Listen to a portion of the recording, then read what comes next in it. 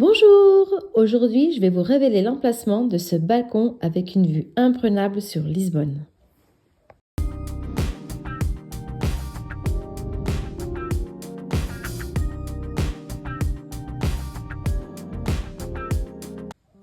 On se retrouve devant la caserne do Carmo, car c'est ici l'entrée pour rejoindre le point de vue.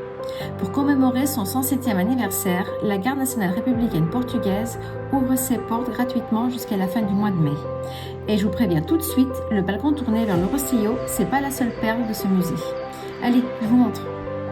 Le musée recouvre plus de 600 ans d'histoire, depuis la fondation du couvent de l'ordre du Carme par le contestable Dom Nuno Álvares Pereira à la fin du XIVe siècle, jusqu'aux événements récents de l'histoire portugaise, puisque des épisodes de la Révolution des œillets se sont déroulés ici.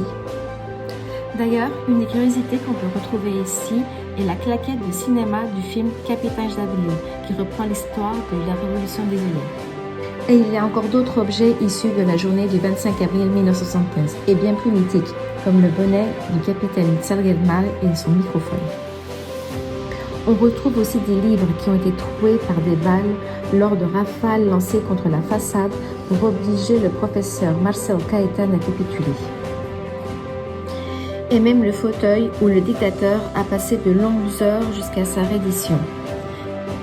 Autour du fauteuil, sur les murs, il y a toute l'histoire, heure par heure. C'est super intéressant.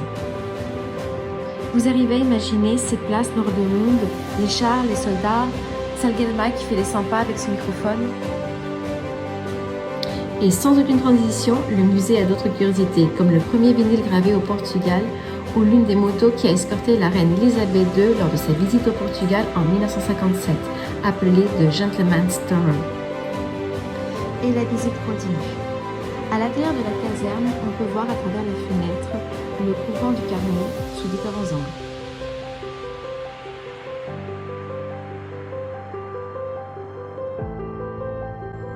Et c'est au bout de l'un de ces couloirs qu'enfin se trouve le balcon. Retrouvez toutes les informations en description et n'hésitez pas à commenter, liker et souscrire à ma chaîne si ça vous a plu. À bientôt!